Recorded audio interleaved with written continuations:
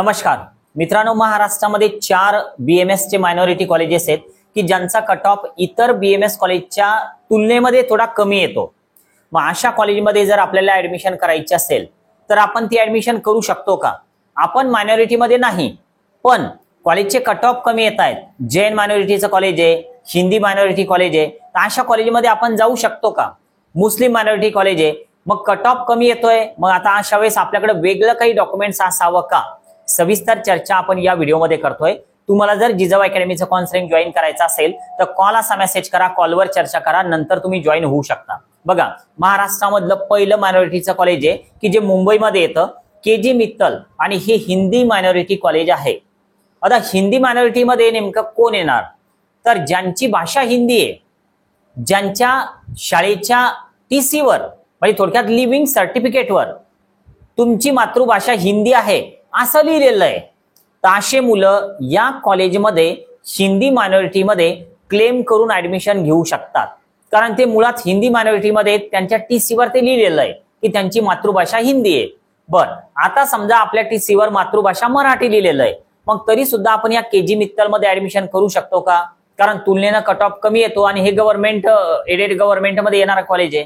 तर बघा, आपण जर या कॉलेजची चॉईस टाकली तर आपल्याला सुद्धा हे कॉलेज अलॉट होऊ शकतं, पण केव्हा आणि त्याचे रूल काय आहे तर हे पण या व्हिडिओमध्ये आपण सविस्तर बघतोय।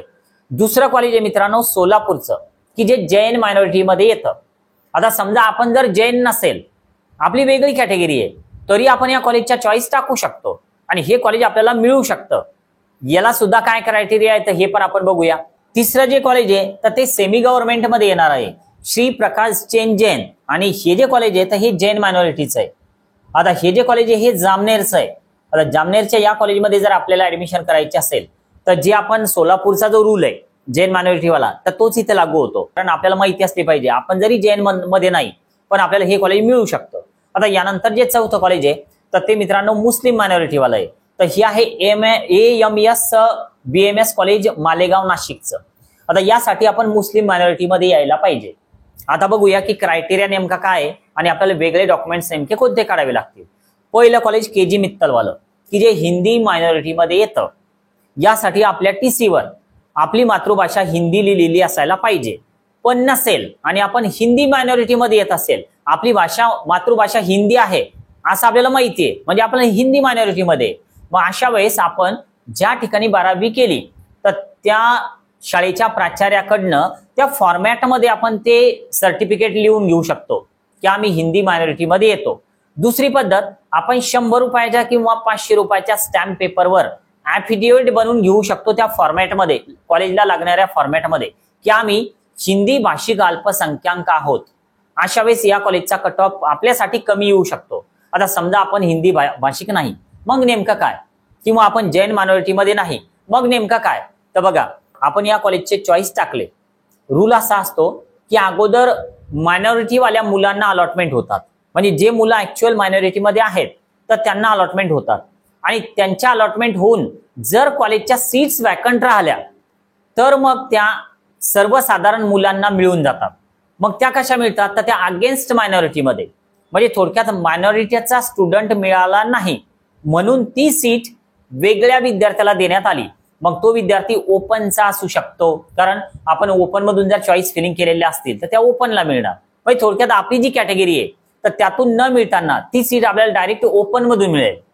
तर त्यामुळं आपल्याला सुद्धा मायनॉरिटी कॉलेजमध्ये सीट अलॉट होऊ शकते आपण जर चॉईस टाकून ठेवल्या तर। आता ह्या चॉईस फिलिंग कधी होतात, काय कशा करायच्या, तर यासाठी तुम्ही काउन्सिलिंग जॉईन करू शकता, जॉईन करायलाच पाहिजे असं मुळीच नाही, पण जर केलं तर तुम्हाला अलॉटमेंटचे चान्सेस वाढतात।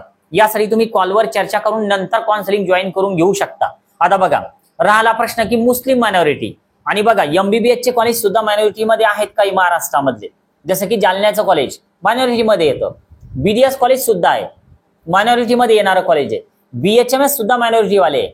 तर सगळ्यांचा रूल सारखा आहे, अगोदर मायनॉरिटी स्टुडंटला अलॉटमेंट होईल आणि जर सीट वॅकंट राहिल्या तर मग त्या सर्वसाधारण मुलांना दिल्या जातील।